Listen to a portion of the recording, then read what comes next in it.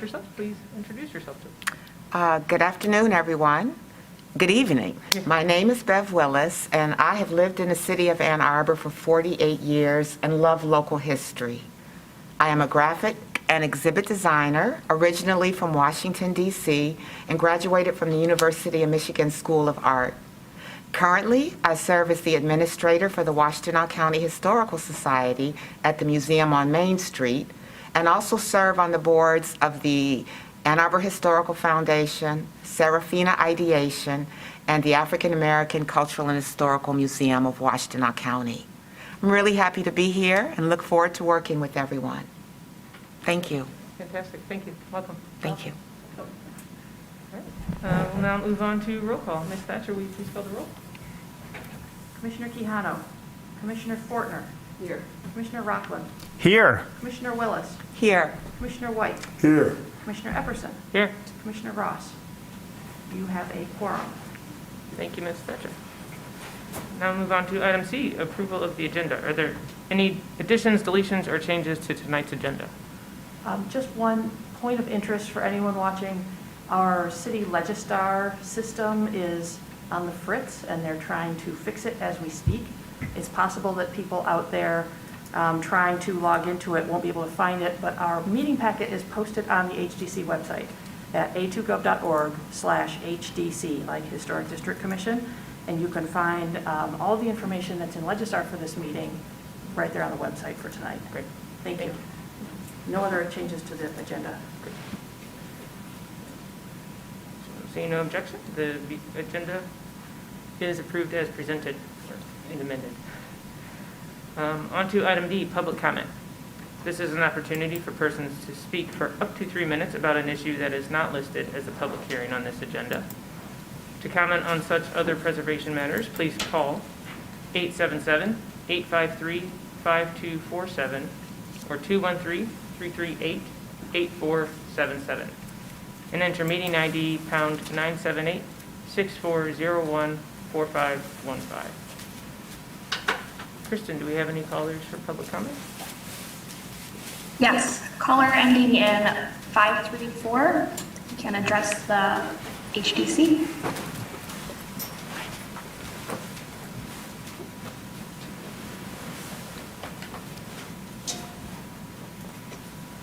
Good evening. My name is Tom Stolberg. I live in the Broadway Historic District. I'm over on Traeger Street. And some of you know I was a former HDC commissioner, chair for 2 years, commissioner for 6. I want to welcome Bev Willis, who I know from various organizations that she rattled off. It's good to see you on the HDC. And I also want to mention the upcoming bicentennial, which is 2 years away, and Bev and myself and some others, a lot of others, will be working over the next couple of years on that, and we're hoping it's going to be pretty wonderful. So I'm in a pretty good mood about historic preservation and recognition through that process. More details to come, but not just yet. But I also want to mention something that's a little bit troubling to me. And it has to do with 415 West Washington. I don't want to go into a lot of detail right now, but more just give you a heads up of what's going on and where it's at, and that there's a number of us out there in the public that are keeping an eye on it, and we're not necessarily happy with the direction it's going. So right now, the city is getting a pre-entitlement of a site plan, but more than just that. And to come back before you. And they came to you for a couple working sessions, got some input. They took your input, they've made some changes, not necessarily addressing everything, but that's part of a working session. And now they're going through a PUD to have this site approved with a PUD with an area plan, which isn't a site plan. So a PUD with an area plan, instead of going through a site plan where you have all the details, facades, an area plan just kind of makes a bunch of boxes. Here's the size, shape, so where the building is located, what's the massing, and then they would get that approved, but without you. And once that was approved by Planning Commission and City Council, then they're going to come back with the site plan and come to you. I'm a little troubled by that because the location and size and massing of the buildings is really the purview of the Historic District Commission. Now, they are going to a third-party consultant to get them input on their plan, but not to design the plan, but to just kind of decide whether it would be okay or not by the HDC. 3 more seconds. They already have their plan in mind. So I really think they should come to you instead of a third-party consultant to say, is this area plan, these boxes, the location of the buildings, the height, the size, the massing, setbacks, they should come to you with that, in my opinion, and the opinion of others. So we're going to be keeping an eye on this, and we'll keep reporting to you. Thank you. Thank you, Mr. Stolberg. Excuse me, Commissioners, do any of you have the Zoom open on your laptops? Okay, just checking. Thank you. It should not be open. Maybe it's just my old ears, but I had a bit of a hard time hearing that caller. Maybe the acoustics, I'm behind the brick Yeah. column here, but I think CTN's working on it right now. Okay. And I think that's why he was asking if any of us had Zoom open. very good. Yeah. Kristen, do we have any other callers for public comment? No other callers. Seeing no other calls, I will now close the public comment portion for the evening. On to item E, unfinished business. There is no unfinished business, so on to item F, hearings. Item F1, 404 South First Street. Ms. Thatcher, will you please give the staff report? Sure.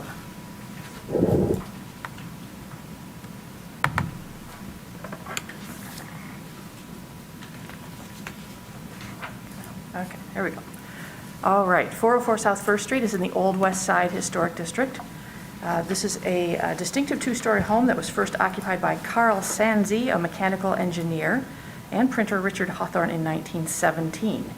Features a large gabled wall dormer on the front, exposed rafter tails, 4/1 windows, large windows with leaded glass transoms flanking the front door, and a wide front porch with tapered square half columns atop a stuccoed masonry wall and stepped stucco wing walls. Sites at the southwest corner of South First and West Madison. And the applicant is seeking HDC approval to install 2 sets of aluminum guardrails with graspable handrails at stairs leading to the front porch of the house. All right. This is a file photo from probably 10 years ago or more. Here are the review committee photos. One moment, please, while I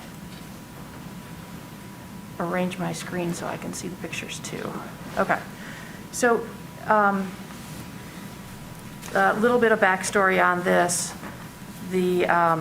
I talked to the architect on the project about what could be a staff approval and said that usually guardrails on front porches and handrails are staff approvals.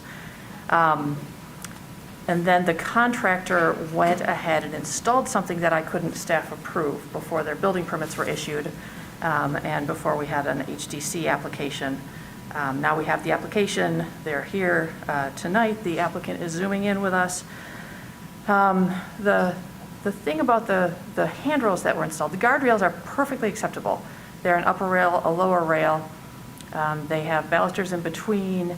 They are metal, they're aluminum, which is fine in the Historic District design guidelines when you have a stucco or masonry front porch.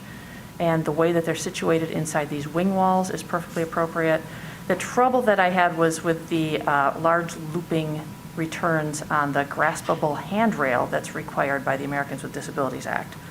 So the review committee, and I won't steal their thunder, but we talked through this with the architect and figured out a different arrangement for these handrails. And you can see this is the one on the upper stairs. There are 2 sets. There's an upper on the front porch, and then there's a lower on these stairs that go down to the public right-of-way. Another problem was that the graspable handrail was in the public right-of-way, which is no good. That's usually a non-starter with the city. You don't want somebody driving by on their bike and running into them. At the top, they're attached, they return back around to the back of the post here, which is great. And the solution, these are the revised drawings that are in your packet. You can see where the red bubbles are, is the new version. They've eliminated the large looping handrail and returned it back into the post for the guardrail. And that's happening on both the upper and the lower. And it's, you have to use your imagination a little bit, but instead of the guardrail coming down here and looping back around, it returns parallel to itself and ties back into the post. So it's sort of a flat loop instead of a horizontal loop instead of a vertical one.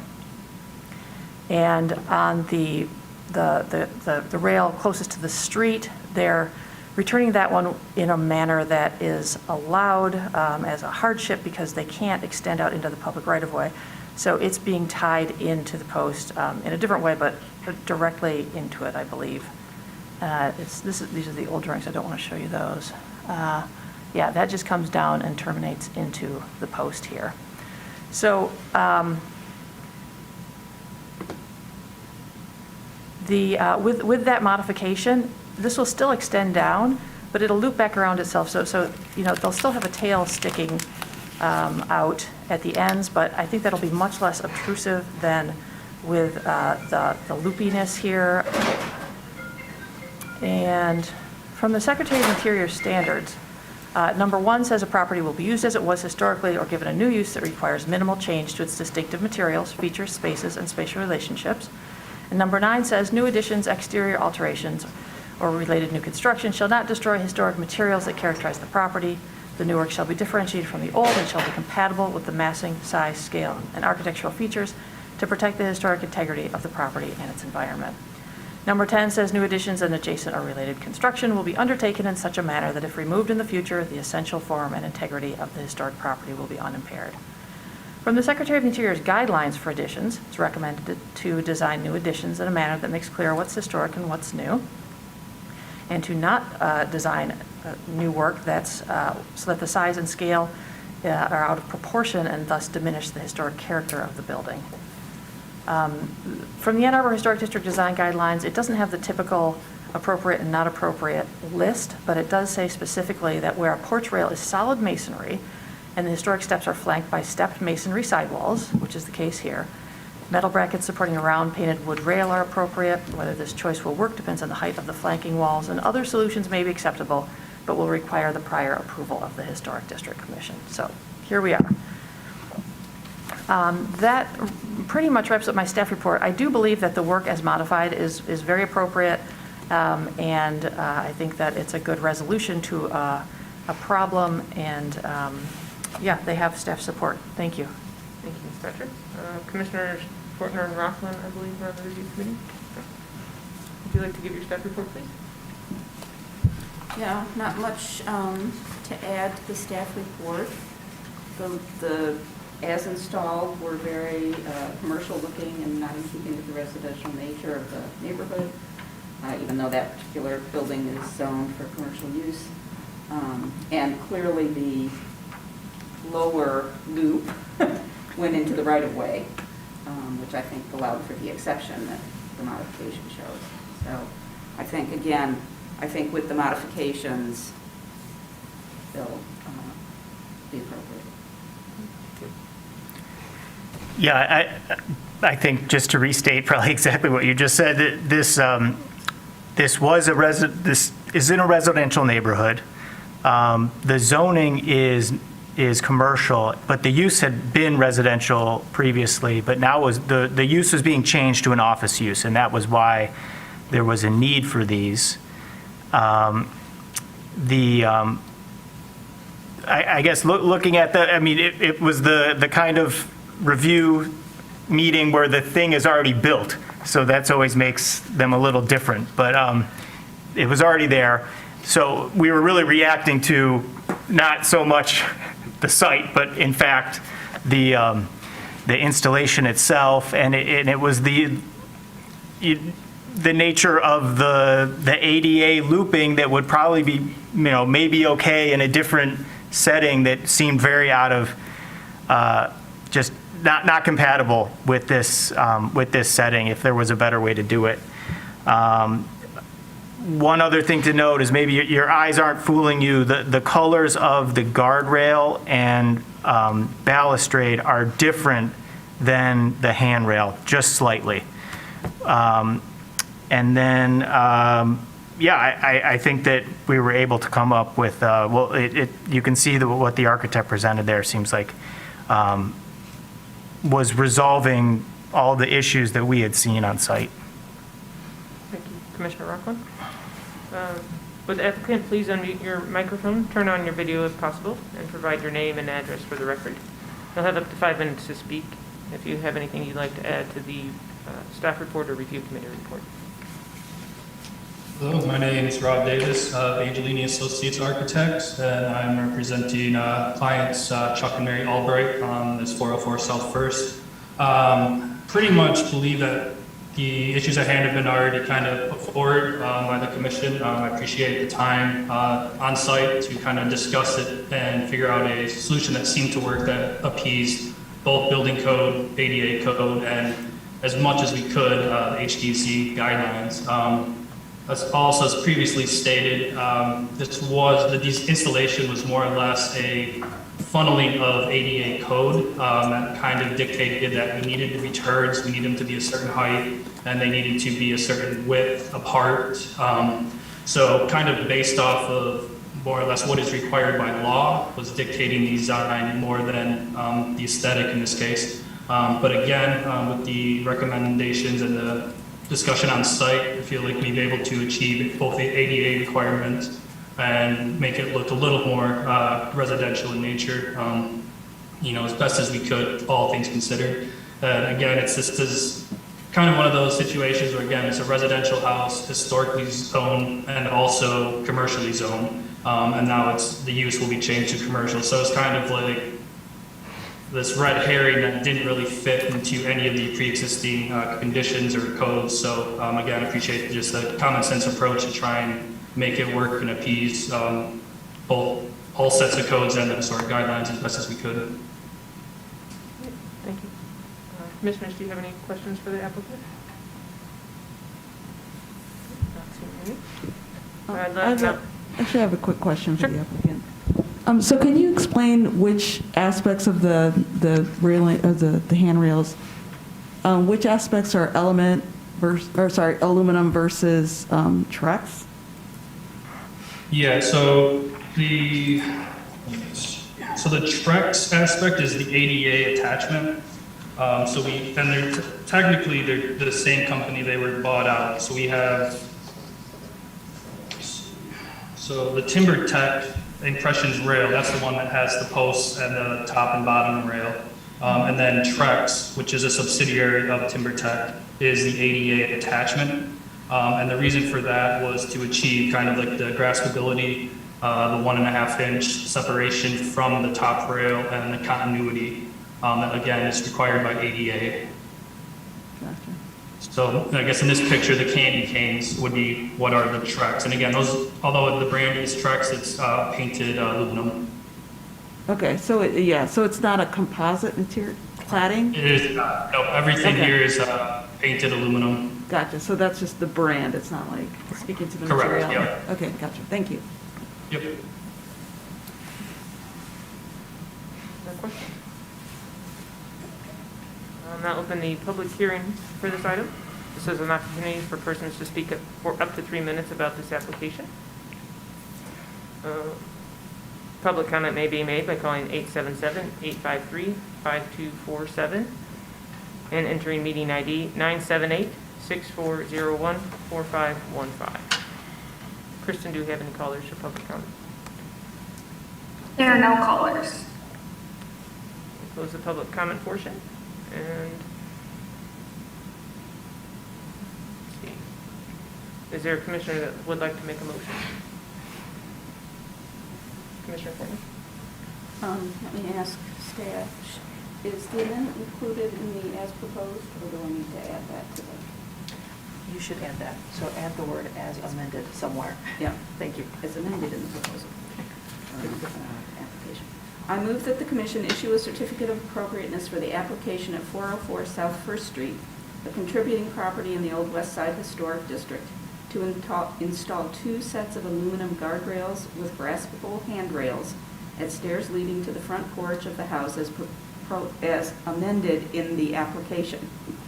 The work is compatible in exterior design, arrangement, texture, materials, and relationship to the rest of the building and the surrounding area, and meets the Secretary of the Interior standards for rehabilitation and guidelines for rehabilitating historic buildings, in particular standards 1, 9, and 10, and the guidelines for new additions, as well as the Ann Arbor Historic District design guidelines, particularly as they pertain to porches.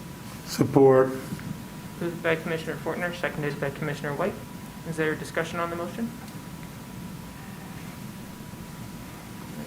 I think this is pretty straightforward. I appreciate the applicant's willingness to make some modifications that are going to be beneficial, especially at the public sidewalk, but also that are more in line with the Ann Arbor Historic District guidelines. And I think this is a good solution. If we're all ready for a vote, all of those in favor, please say yes. Yes. Yes. All of those opposed, please say no. All right, your motion carries. Your application has been approved. Please note that you must apply for any required permits from the city before beginning work on your project. Thank you. Noted. Thank you. Thanks, Rob.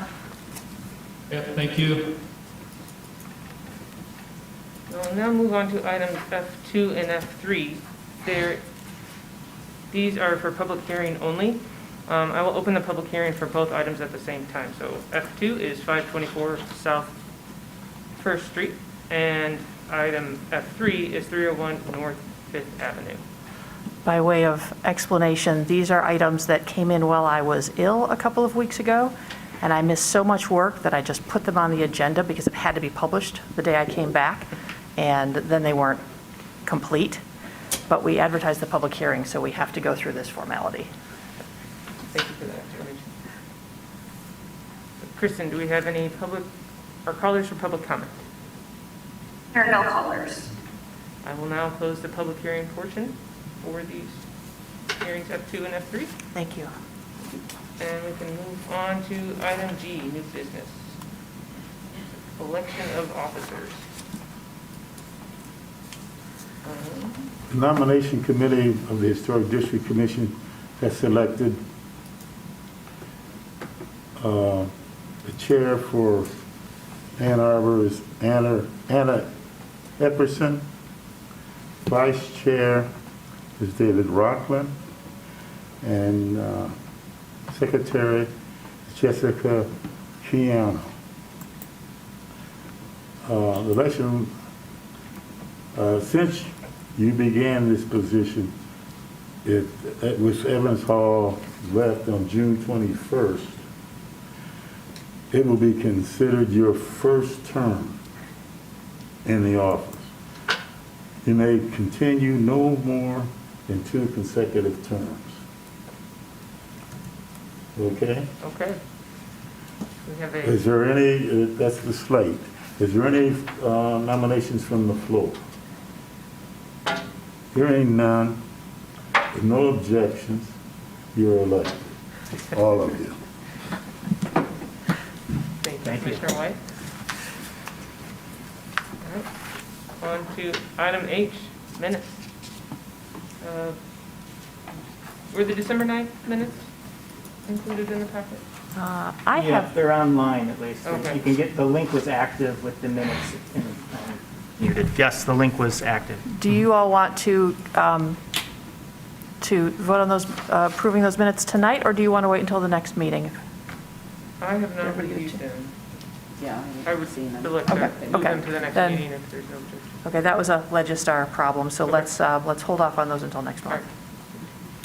month. Okay. On to item I, reports from commissioners. Are there any reports from commissioners?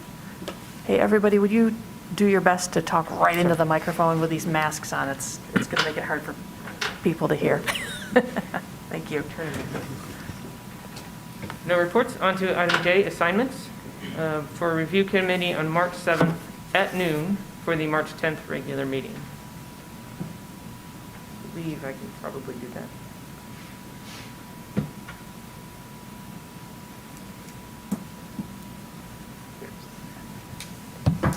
I can, All right. I am available that day to be on the committee. Would anyone else like to be on the review committee that day? I think Commissioner Rockland has done every one this winter and fall, and part of summer. I got to get the noon ones in for the record, yes, but I think this would be my 4th month in a row if I do end up doing it, so I would be happy if someone else wants to do it. Oh, okay, I can, since I'm working from home, I can do this one. Okay. Awesome. Great. Thank you, Jennifer. All right, thank you both. on to item K, reports from staff.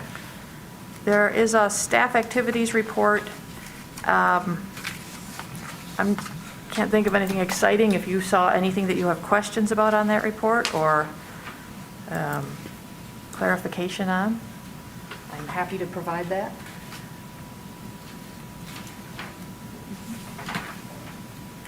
Well done. There was a lot of activity this month. Well done, Jeff. Thank you. All right. Seeing no questions?